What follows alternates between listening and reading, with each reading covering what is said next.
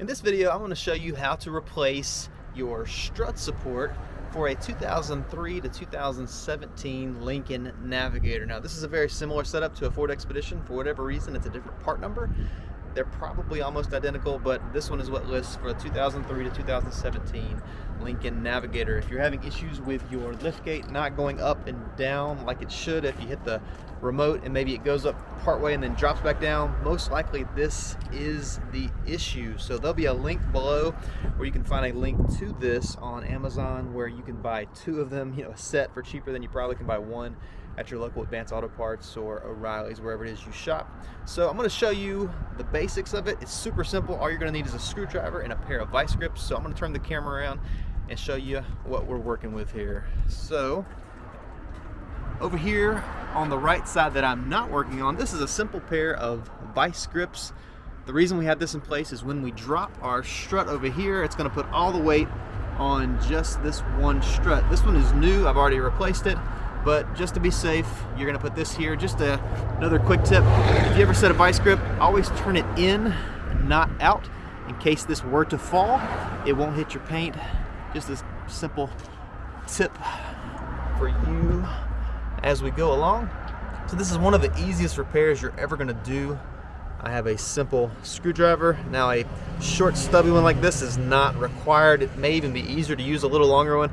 This is just what was on my desk, so I grabbed it really quick. And what we're going for is this little clamp right here. And there's also one here on the outside. And if you look right here, there's little indentions here and here. What we want to do is get into that indention, as you can see. And the reason we want to use a flathead screwdriver is because we can just twist it. And as we twist it, you can see that little ring is coming off. So we don't need to reuse this ring, so you can leave it loose up there. You could even pull it all the way off. It's not going to hurt anything because we don't need it. So that one's loose.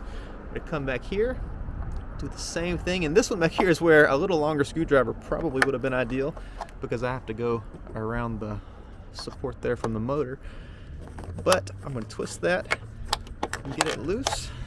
And now all that is left is to remove it. So I'm going to pull this. Wouldn't be a bad idea to stand clear. But as you can see, our vice grips are doing their job. This one here, we're going to pull loose. And as I did that, a reason why it's probably a good idea just to go and pop that clamp all the way off is because that one with that jarring motion clipped back on. So we're loose here. I'm going to pop this off. That's the hardest part. Now it's just a simple clip it in. When you take it off, just pay attention which end was in first. So our base here with the metal rod sticking out was at the bottom. So we're gonna take this in here. It doesn't take a whole lot of force, but I'm doing this with one hand, so I'm gonna wait. I'm gonna use my camera arm to push that in. And then up here, as you can see, we're not lining up perfectly, and you may have to twist the end of it. And again, working one-handed is not an ideal situation. So here we go. All I'm doing is twisting this to match up with that up there. So it'll be a simple twist. Again, it's cold and I'm doing one-handed, so not ideal. So we're gonna take this, we're gonna clip it in right there. There we go. And as you can see,